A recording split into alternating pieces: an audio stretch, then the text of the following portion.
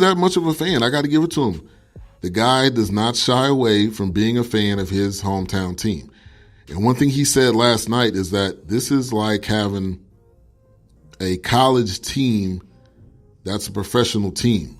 They get excited about it. This has been a long time coming for Toronto, too. So they're one win away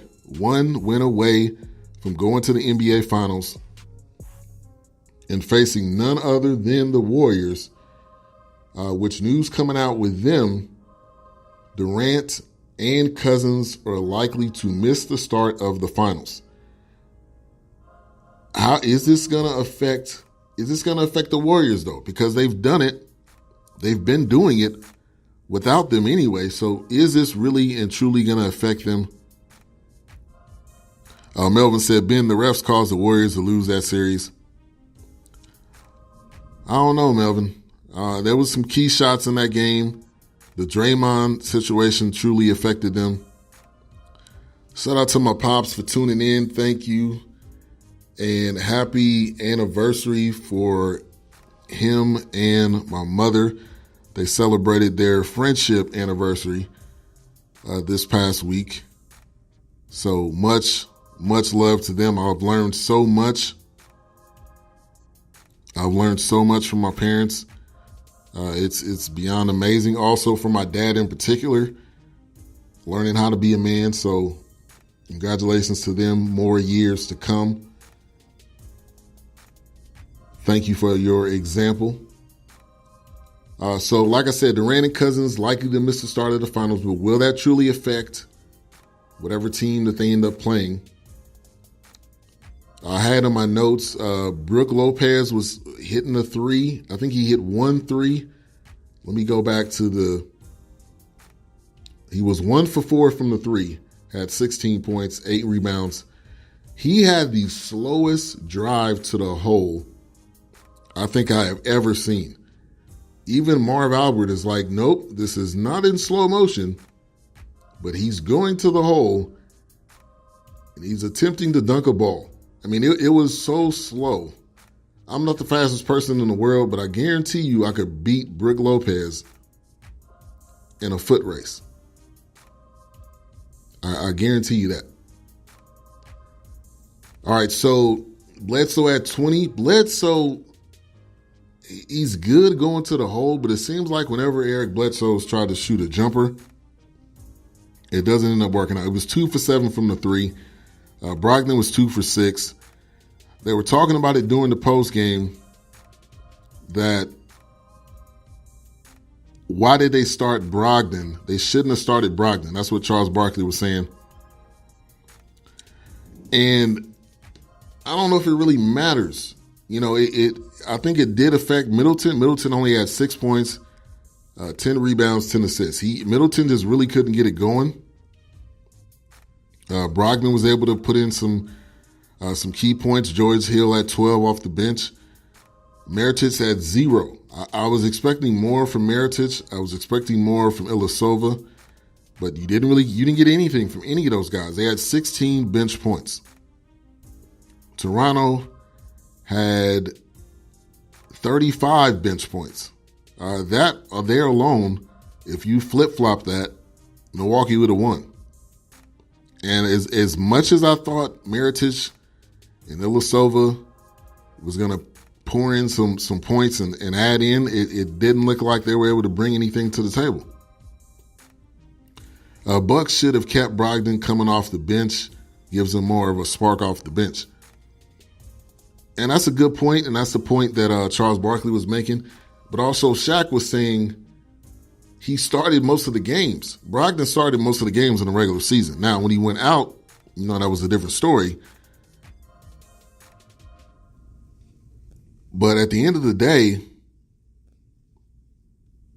it is up to the players to contribute. It is up to the players to contribute. And if they're not able to do that, then you're going to get an L. You're going to get an L. And they could not bring everything that they needed to this game and to the table to be able to win. So they got to bounce back. Like I said, we'll see how they respond. Antetokounmpo at 24 went 2 from 3. They built a wall. Toronto played great team defense. I'm not going to say that Giannis is being exposed, but I'm saying this is playoff time. People play different in the playoff time, and he has not been able to step up in this series. He just has not.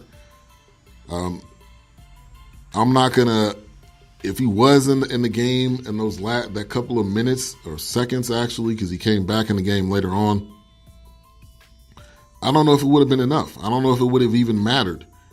Do you think the Bucks will win Game 6? No, I don't think so. I think this series is over. They're going to Toronto. Kawhi is playing lights out. The bench, Fred VanVleet. I don't know if it's going to be equal to last night's game, but I am going to say you're going to have more favoritism. You're going to have more of a chance to win if you go back home in Toronto. And that's the part that I'm thinking I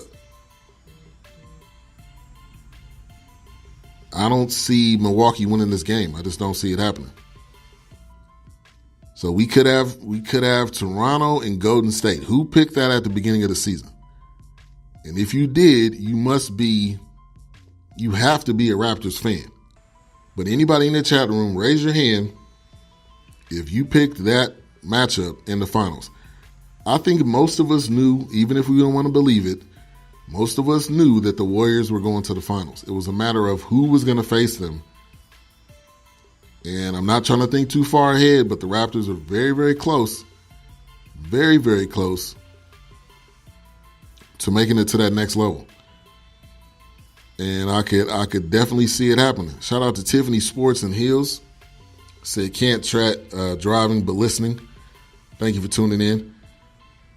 My pop says, thank you, son, 44 years and counting. I agree with Melvin. Draymond suspended for Game 6 and with Iggy and Bogut being hurt. But the Warriors have even a better shot now. If you don't have Durant, I'm interested to see how that series is going to go. Who is going to D up on Kawhi? I'm assuming it will probably be Draymond. But Kawhi is a different player. He's not just one of those everyday players or regular guys. He's a top 5 player in the NBA. So I'm interested to see how that matchup will work. And they just done a great job, like I said, shutting down Giannis. So next game, Saturday night, we'll see what happens there. A story came out that CP3 and James Harden got into a verbal exchange after their season-ending loss. Okay, here's my take on that. They should be in a verbal exchange. They lost. Another year passes by, and they still can't beat the Warriors. So, yes, that's kind of like a Captain Obvious story right there. Yes, they were in a verbal exchange. Why wouldn't they be? You lose again to the Warriors, the team that is your main goal. You know, talk about people that have a vision board. Their vision board has a bunch of Warrior stuff on it because that's their ultimate goal every single season. So, yes, there is going to be a verbal exchange. Yes, I do think there is probably some frustration between the two of them. There also should be some frustration at D'Antoni. But at the end of the day, I think they're going to both be on the same team next year. D'Antoni got an extension, and I don't know what it is that they have to do to try to get to the next level and to beat the Warriors. The only way possible is if maybe one or more of the Warriors players leave, which it sounds like Durant may be leaving. So I don't know what it's going to take, but I will say CP3 and Harden, I don't know how well they truly gel together. You know, Harden is going to have the ball in his hands. CP3 is getting older. It's just really what it's coming down to. And he's not able to, I don't think he's really able to be a leading scorer like he was of old. So there could definitely be some frustrations there, but I don't see either one of them leaving this team. I don't see either one of them leaving this team. I don't see D'Antoni obviously is not leaving. They just signed him to an extension. So the only option that you have is to work it out between yourselves, because I don't see anyone from this team leaving anytime soon. So, but I definitely agree. There should be some frustration. You lost again to the Warriors. So that was the story that came out. The All-NBA teams have been released. Let me know if you guys see any snubs. But let's start off with the All-NBA rookie team. DeAndre Ayton, Marvin Bagley, Luka Doncic, which will be Rookie of the Year, Jaren Jackson, and Trae Young. Trae Young and Luka were both unanimous votes. All right, that's definitely understandable. I don't really see any snubs as far as that goes. I think all of those are good. Obviously, Luka and Trae Young would have had to been the top two that would have needed to be in that group. So no doubt about that. Houston is done because they will never beat the Warriors. CP3 possible trade. They're not trading Harden, and ain't nobody trading for CP3 and that horrible contract. Facts. They signed him to one of the greatest contracts for CP3, but one of the worst contracts because CP3 is on the tail end. CP3 is on the tail end of his career, and he's on the downhill side. So they are stuck with both of them, and they're stuck with D'Antoni. So I guess you just need to pray for an injury from anyone on the Warriors, Steph Curry or Clay. That is your prayer before you go to bed, because I don't see any other way of them winning a series against the Warriors. So all defensive team, first team, Giannis, Eric Bledsoe, 2 players from the Bucks roster. That's nice. Paul George, Rudy Gobert, Marcus Smart. I don't see really any issues there. I think you maybe could have put Draymond in that first team. So that could have been a possibility. All NBA first team, Giannis, who was unanimous vote. Steph Curry, Paul George, James Harden, another unanimous vote. And Nikola Jokic. I feel pretty good about that. I would maybe though put Durant on the first team, because Durant was on the second team with Joel Embiid, Kyrie, Kawhi, and Dame Lillard. So you could have definitely seen some maybe mixing around there as far as the first team and second team. And then the third team, you had Rudy Gobert, Blake Griffin, LeBron made the third team, Kemba Walker, and Russell Westbrook. 2 guys that were left off, well, one in particular, Klay Thompson was left off of all of the NBA, all NBA teams. That was a little bit surprising. That was a little bit surprising because I think Klay has done enough. No, he is not. I don't think he's the best player on that team. But I would say I think he's done enough to be at least on the third team. Be at least on the third team, but it looks like he's not on either, obviously, with what I just said. But now this will eliminate Klay from making the Supermax deal. Dame Lillard and Kemba Walker are eligible for Supermax deals. Klay is not, because he was not on the All-NBA team. And here was his response to that. He said, "Oh, I didn't."